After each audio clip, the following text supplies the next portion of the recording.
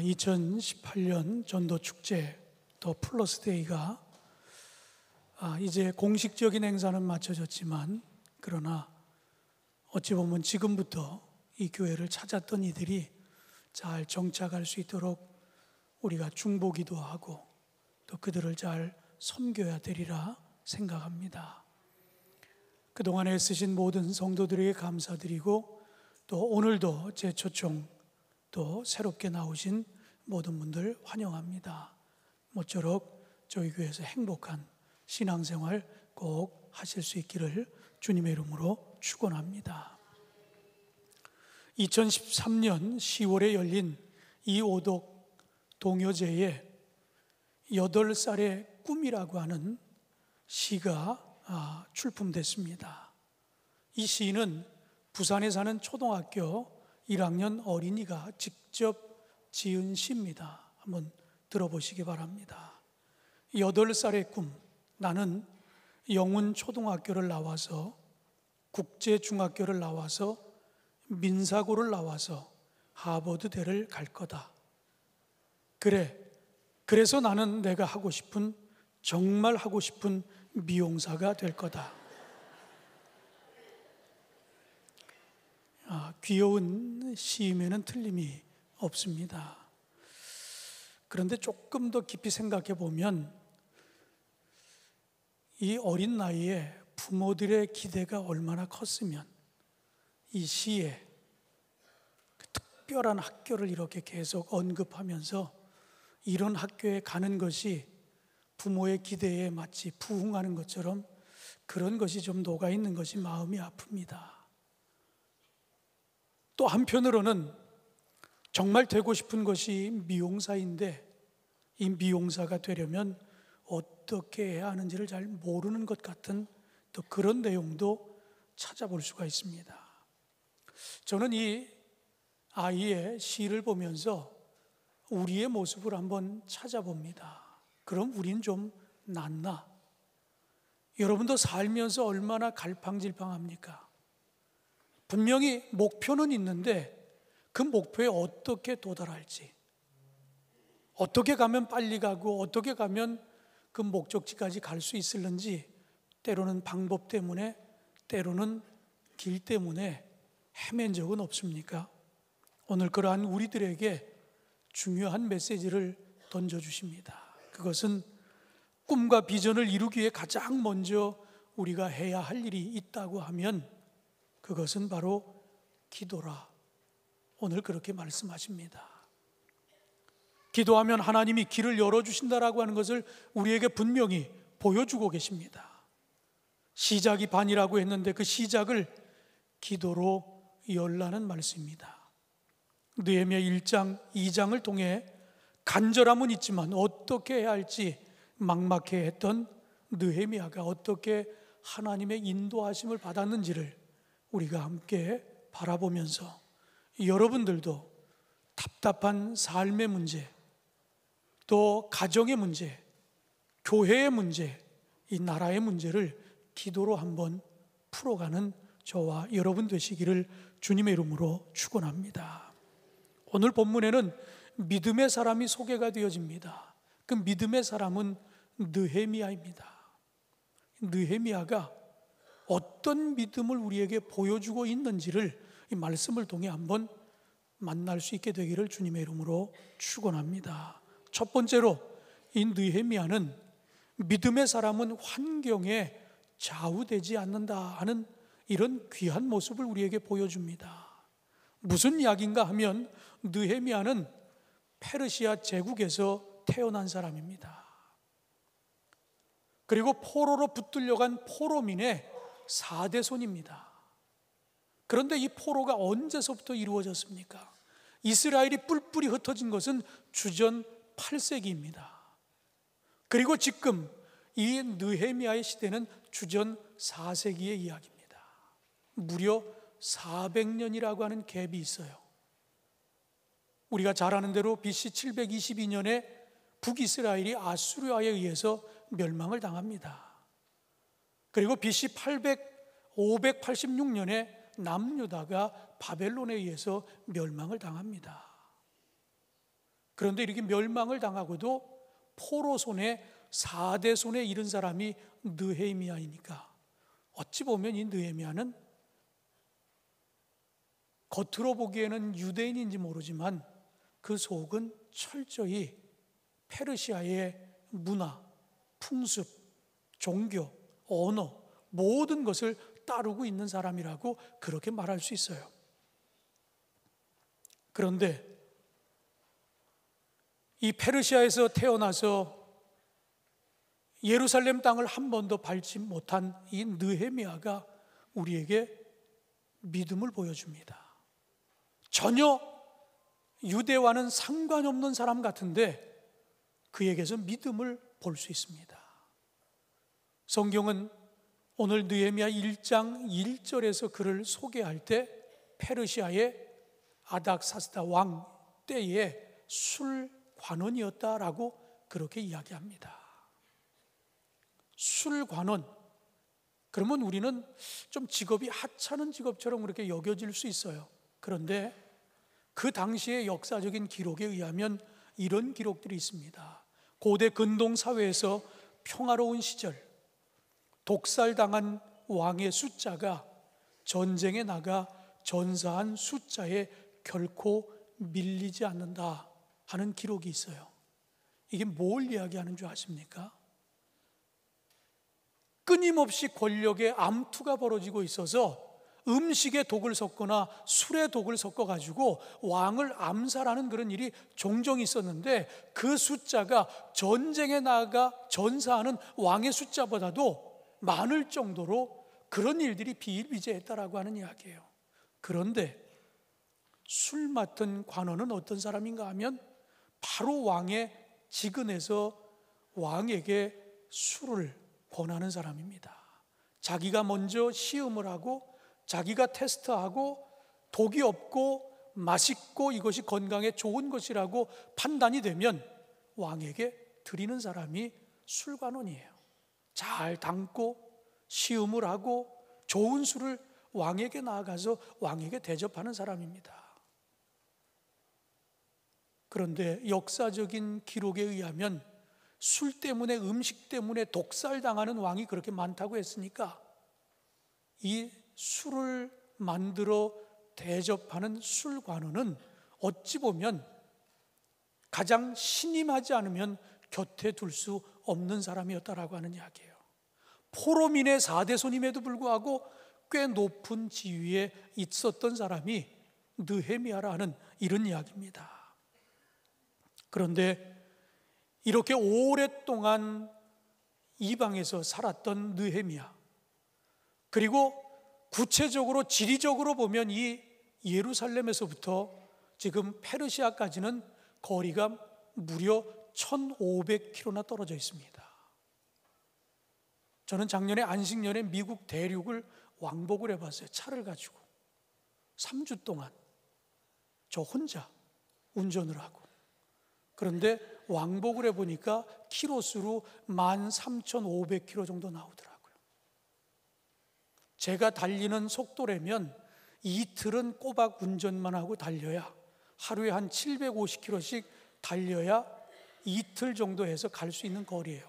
그러나 지금은 고속도로가 있고 차가 좋으니까 이틀이면 차로 갈 수 있지만 그 옛날에 1,500km가 떨어져 있다는 것은 모든 것이 단절되어 있던 그런 시절이라고 볼 수 있어요.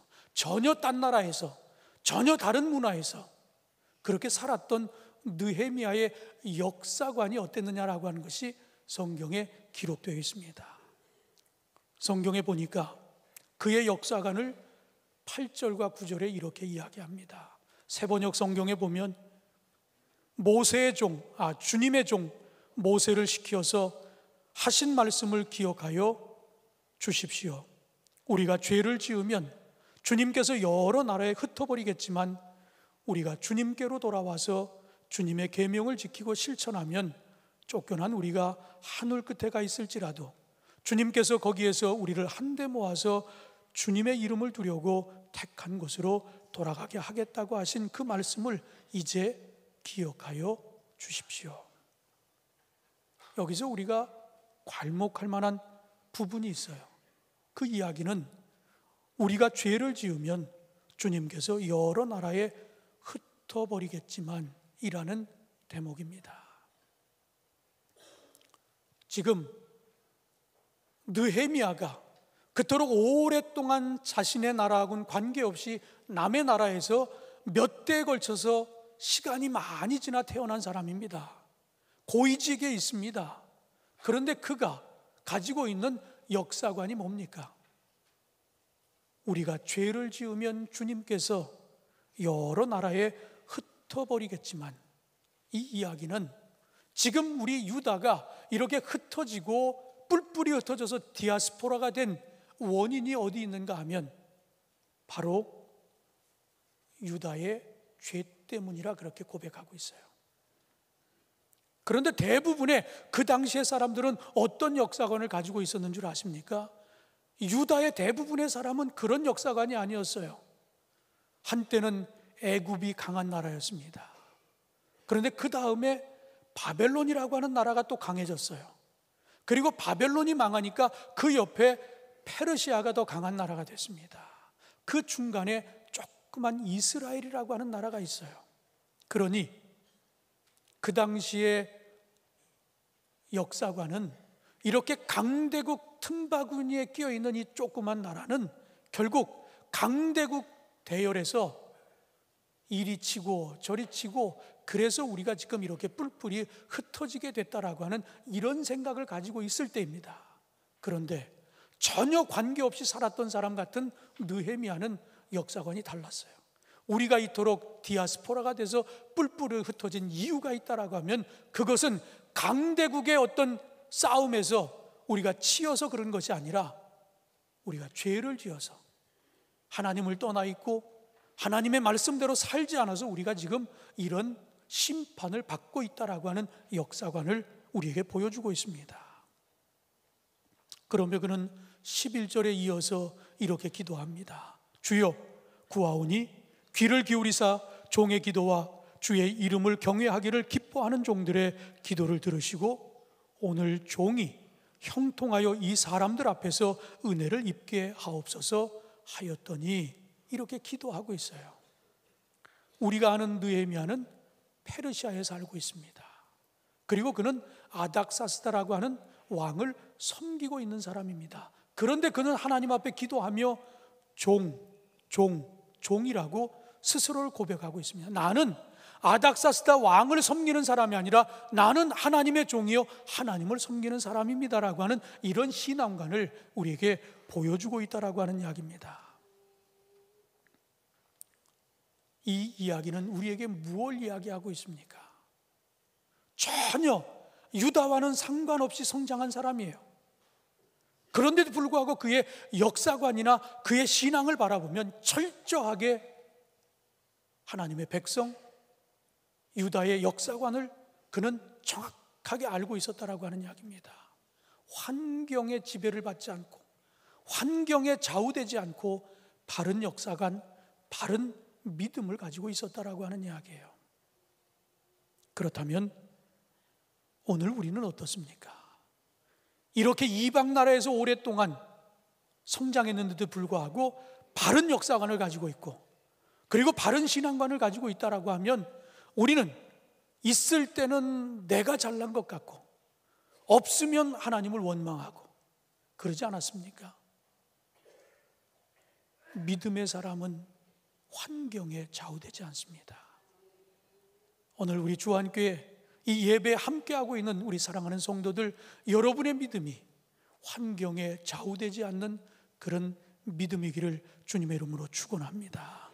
혹 지금까지는 우리가 그렇을는지 몰라요. 그러나 이 시간 이후로 여러분의 믿음이 정말 환경에 지배받지 않는, 좌우되지 않는 느헤미야와 같은 그런 믿음을 갖게 되기를 주님의 이름으로 축원합니다. 두 번째로 느헤미야는 어떤 사람이었는가 하면 한탄하지 말고 기도하는 것이 중요하다라고 하는 것을 깨달았던 사람입니다. 느헤미야는 그렇게 긴 성경이 아니에요. 느헤미야 1장이 오늘 본문이고 그리고 2장에 보면 느헤미야가 그 왕에게 나아가서 자신이 가지고 있는 문제, 자신의 민족에 대한 문제를 고백하는 그런 내용이 있고, 결국 그 문제가 해결되는 내용이 느헤미야서에 보면 쭉 나타나 있습니다. 결국 본국으로 돌아가서 성벽을 다시 축조하는 이런 과정의 모든 이야기가 짧지만 소개가 되어 있어요. 오늘 예배 이후에 여러분들 느헤미야서를 한번 읽어보시기 바랍니다. 근데 거기에 보면 무슨 이야기가 나타나는가 하면, 왜 한탄하지 말고 기도하는 것이 중요하다라고 하는 이 대목이 왜 등장하는가 하면, 멀리 떨어져 있지만 유다에서 온 사람을 통해서 유다의 소식을 접하게 되어집니다. 유다에는 지난 400여 년 동안 뿔뿔이 흩어져 사는 디아스포라들이 있어요.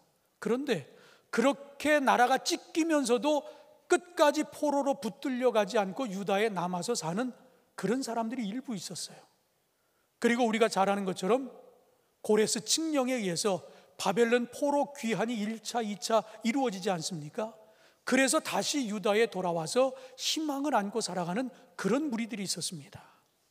그리고 예루살렘을 다시 재건하자라고 하는 그런 희망을 안고 예루살렘에 돌아와 있는 또 다른 그룹이 있었습니다. 그러니까 그곳을 한 번도 떠나지 않은 원주민들이 있었고, 포로에서 귀환한 사람들이 있었고, 희망을 안고 성벽을 재건하자라고 돌아온 사람, 이 세 그룹이 있었다라고 하는 이야기입니다. 그런데 문제는 희망을 안고 왔지만 전혀 희망이 보이지 않습니다.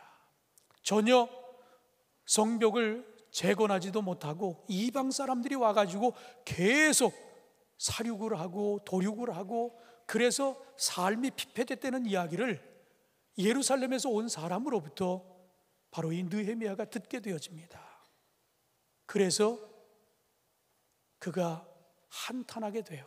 탄식하게 됩니다. 슬퍼 울게 되어집니다. 4절 말씀에 보면, 내가 이 말을 듣고 앉아서 울고 수일 동안 슬퍼하며 하늘의 하나님 앞에 금식하며 기도하여, 이렇게 기록되어 있어요. 들으니까 너무 가슴이 아팠어요. 내 동족들이 전혀 1차적인 방어, 성벽도 없이 허물어진 데서 그냥 이방 사람들이 들어와가지고 도륙을 하고 살육을 하고 다 빼앗아 가고, 이런 이야기가 매일 계속 반복되고 있다라고 하는 소식을 들으니까 너무 슬펐어요. 그런데 슬퍼하고 탄식하는 것으로 끝난 것이 아니라, 그는 탄식은 짧고 그리고 바로 이어서 기도가 시작됐다라고 하는 이야기입니다. 절망스러울 때 기도할 수 있는 것, 이것이 바로 믿음의 힘인 줄로 믿으시기를 바랍니다. 외부자의 시선을 보면 힘들 때 기도하는 것이 뭘 그리 어렵냐고 그렇게 이야기할 수 있어요. 그러나 내가 고난을 당하고 있는 당사자라고 한번 생각해 보시기 바랍니다. 기도하라 그러면 어떤 사람은 원망할 거예요. 내 나름대로 신앙생활 잘했는데, 내가 하나님 앞에 그렇게 잘못한 것 없는데 왜 내게 이런 시련을 주느냐고, 무슨 기도냐고, 내 기도도 들어주지 않고, 기도하고 싶어도 기도를 멀리하는 그런 입장일 수 있다라고 하는 이야기입니다. 하나님이 원망스럽기도 하고 그 상황에 지쳐서 더 이상 기도할 수 없다라고 그러는 사람들이 생겨나는 그때에 그는 한탄만 하지 않았다라고 하는 이야기예요. 슬퍼만 하지 않았다라고 하는 이야기입니다. 그 상황을 하나님 앞에 아뢰게 되었다라고 하는 이야기예요. 내 민족이 이처럼 어려움을 당하고 있는데 뭔가 내가 쓰임을 받아서 여기에 뭔가 내 민족을 위해서 좀 섬길 수 있는 기회가 있었으면 좋겠다라고 하는 그런 생각으로 하나님 앞에 기도하기 시작합니다. 그런데 그의 기도의 가장 첫 번째 기도는 회개의 기도였어요. 오늘 우리 청소년 솔은이라고 그랬나? 이름이 참 독특한 것 같아서, 이름도 독특하지만 기도가 너무너무 훌륭했어요. 어떤 성인이 하는 기도보다도 더 진실된 기도를 해서 제가 은혜를 받았습니다. 근데 기도에도 보면 우리의 죄에 대해서, 한 주간의 삶에 대해서 고백하는 그런 기도가 있잖아요. 지금 느헤미야의 첫 번째 기도는 회개의 기도였습니다. 죄가 뭡니까? 하나님과 우리의 사이를 가로막는 것, 장애물 아닙니까? 그것을 걷어달라고 하는 그런 기도가 제일 먼저 그의 기도였어요. 그런데 가만히 생각해 보세요. 이게 느헤미야 때문입니까? 느헤미야는 이미 유다를 그가 떠난 것도 아니잖아요. 그 조상, 몇 대손 위의 조상이 죄를 지어서 결국은 뿔뿔이 흩어지게 됐고, 그 후손으로 포로민의 4대손으로 태어난 사람입니다. 전혀 관계가 없는 것 같은데 그는 기도할 때 죄에 대해서 기도하고 있어요. 하나님 앞에 우리가 죄를 저지른 것에 대한 기도를 하고 있습니다. 6절과 7절에 보면 나와 내 아버지의 집이 범죄하여 주를 향하여 크게 악을 행하여 주께서 주의 종 모세에게 명령하신 계명과 율례와 규례를 지키지 아니하였나이다라고 그렇게 고백을 하고 있습니다. 무슨 이야기입니까? 전혀 관계없는 줄 알았는데 그는 그렇게 생각하지 않았어요. 공동체 의식을 가지고 우리 민족이 하나님 앞에 범죄해서 이렇게 됐다라고 하는 것을 그는 고백하고 있습니다. 성숙한 기도 아닙니까? 나와 관계없다고, 그건 교만입니다. 우리도 흔히 그런 기도하지 않아요? 나 무관한 것 같으면 내가 한 일이 아니니까, 내 잘못이 아니니까, 그리고 발뺌하는 경우가 얼마나 많이 있어요. 그런데 전혀 관계없는 시대에 살았던 인물 같은데, 동떨어져 살아있는 인물 같은데, 그가 기도할 때 나와 내 아버지의 집이 하나님 앞에 범죄한 것에 대해서 회개하는 그런 기도를 올리고 있습니다. 그러니 하나님이 감동하지 않으시겠어요? 이런 공동체 의식을 가지고 하나님 앞에 드리는 기도에 하나님이 반응하시기 시작합니다. 그의 기도는 계속 이어집니다. 회개의 기도 이후에 두 번째 그의 기도는 약속을 붙잡고 드리는 기도였습니다. 하나님의 약속이 뭐였습니까? 8절 9절에 보면 너희가 범죄하면 여러 나라 가운데 흩을 것이지만 돌이키면 택한 곳에 돌아오게 하리라.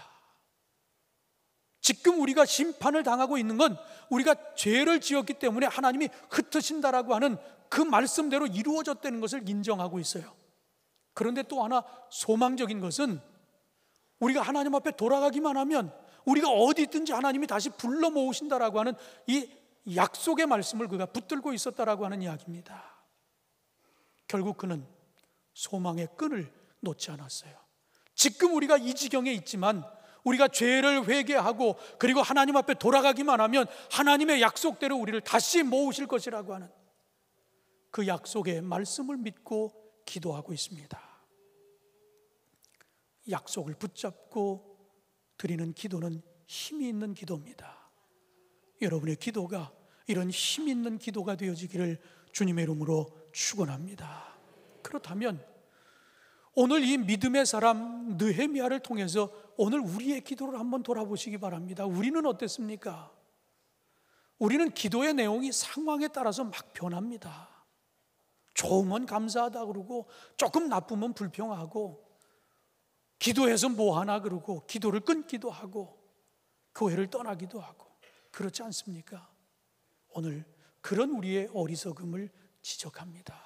전혀 관계없이 아주 먼 나라에서 먼 시간이 흘러서 관계없는 줄 알았는데 그는 동질감을 가지고 나와 내 아버지의 집이 하나님 앞에 죄를 지어서 지금 우리가 이렇게 심판을 받고 있다고.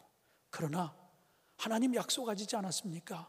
우리가 회개하고 돌아가기만 하면 우리를 다시 불러 모으시겠다고 약속하신 그 말씀 그대로 실천해 주시기를 원합니다라고 하는 그런 간구를 그가 드리고 있습니다. 오늘 우리에게도 이런 성숙한 기도, 약속을 붙잡고 힘 있는 기도가 여러분의 기도가 꼭 되어질 수 있기를 주님의 이름으로 축원합니다.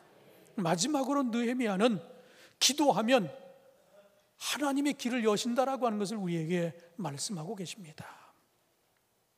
그의 기도는 11월경에 이루어졌습니다. 그런데 그 기도의 응답은 3월경에 이루어졌어요.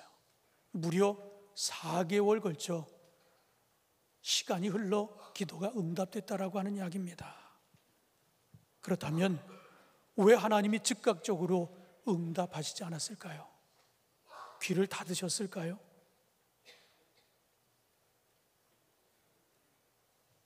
하나님이 지체하고 미루신 것이 아니라 바로 정한 때에 하나님이 응답하신 것으로 믿으시기를 바랍니다. 느헤미야 2장에 보면 느헤미야가 왕에게 술잔을 가지고 나아갑니다. 근데 이 술을 가지고 나아가는 사람은 왕이 볼 때 왕이 자신 앞에 나오는 사람들을 통해서 기분이 좋아야 되거든요. 그러니까 어떻게 해서라든지 좋은 표정을 짓고 왕에게 나아가야 되는데 본문을 보니까 슬픔을 가득 안고, 왜? 유다 백성들이 지금 고향에 있는 우리 백성들이 그렇게 힘들어하고 있다라고 하는 소식을 듣고 탄식을 했잖아요. 그리고 하나님 앞에 회개 기도를 하고 그게 늘 마음에 걸려서 밝을 수가 없어요. 왕 앞에 나아가는데 슬픈 표정을 짓고 왕에게 술을 갖고 나갑니다. 절대 권력을 가지고 있는 권력자 앞에 말 한마디 잘못하면 죽을 수 있는 거예요. 그의 직무는 왕을 기분 좋게 하는 겁니다. 그런데 기분 좋게 해야 될 사람이 슬픈 얼굴을 짓고 술을 갖고 나아가고 있어요. 이건 어찌 보면 직무유기입니다. 죽을 수도 있는 일이에요. 그런데 하나님이 느헤미야의 기도를 들으셨기에 왕 앞에 나아가 왕과 만나는 과정을 하나님이 간섭하기 시작합니다. 딴 사람 같으면 죽을 수도 있는 일이에요. 그런데 왕이 그의 얼굴을 보면서 평소와 다른 그의 얼굴을 보고 내 얼굴이 평소와 다르다고 무슨 일이 있냐고 묻습니다. 그러자 그는 본론을 거기서 꺼내냅니다. 예루살렘에 돌아가 무너진 공동체를 다시 세우는 일에 나를 보내달라고 그렇게 왕에게 청합니다. 여러분, 왕 앞에 나아가는 사람이 슬픈 표정을 하고 나아갔다는 것도 죽을 수 있는 일이에요. 그런데 더 큰 문제는 이 예루살렘 성벽을 다시 세우려고 할 때 그 성벽을 중지시킨 명령을 한 사람이 누군 줄 아십니까? 지금 느헤미야 앞에 있는 아닥사스다 왕이 중지 명령을 내린 사람이에요. 그런데 중지 명령을 내린 사람에게 그걸 풀어달라고 내가 가서 그것을 세우겠다라고 이렇게 진언한다? 이건 2번 죽을 수 있는 일입니다. 그런데 그는 왕 앞에 솔직하게 지금 내 백성들이 이렇게 힘들고 어려워하는데 나를 좀 보내주셔서 내가 그 일을 좀 돕는 일에 헌신했으면 좋겠다고 그렇게 고백합니다.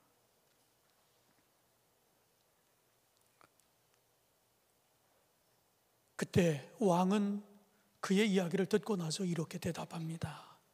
그 일을 하기 위해 내가 무엇을 원하느냐? 할렐루야.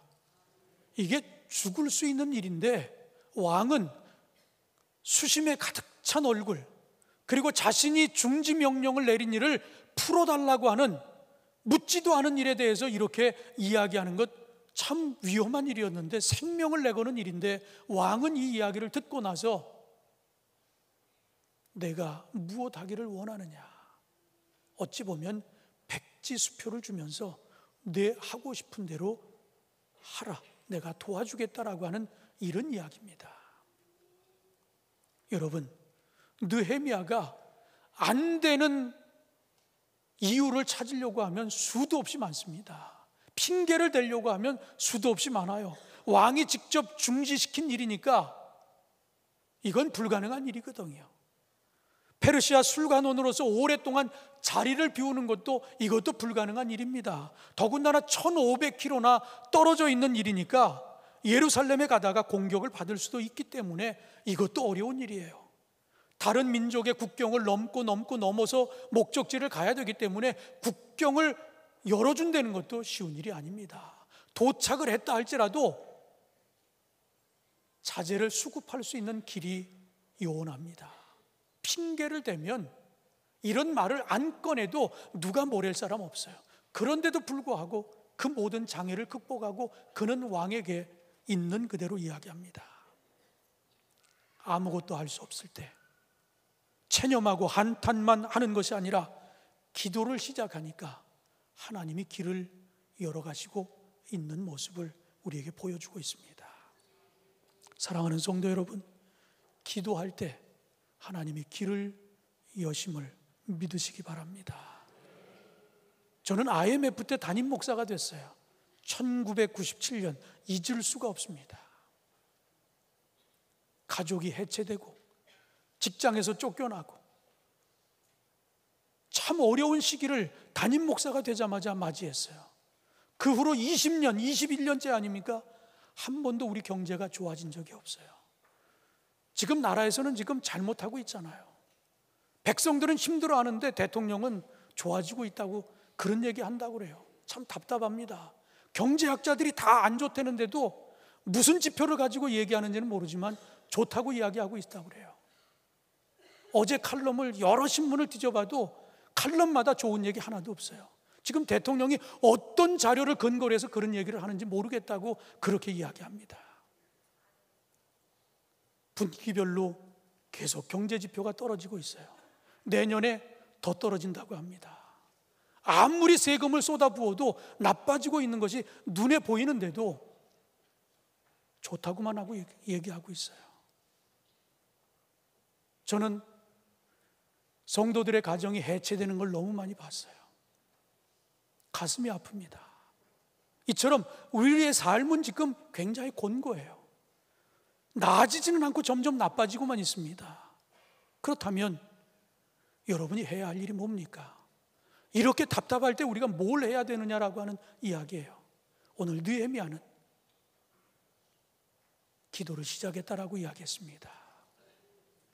가정만 그럽니까? 교회는 어떠합니까? 엊그제 우리 교단에서 나온 통계를 보니까 우리 감리교회들을 우리 전체 기독교 인구를 한 800만 정도로 봅니다. 그런데 그 800만 중에 200만이 이단으로 나와 있어요. 그러니까 정확하게 개신교 성도들은 600만 정도밖에 안 되는 거고, 개신교로 나라에서 분류한 기독교인의 4명 중에 1명은 신천지나 하나님의 교회나 이런 이단이 4명 중에 하나씩 들어있다는 거예요. 얼마나 심각합니까? 농어촌 교회 가보세요. 애들이 없습니다. 청소년이 없습니다. 청년이 없습니다. 젊은 청장년 가정이 없어요. 할아버지 할머니들만 남아있어서 결국 1, 20년 지나면 교회들은 다 문 닫게 돼 있어요.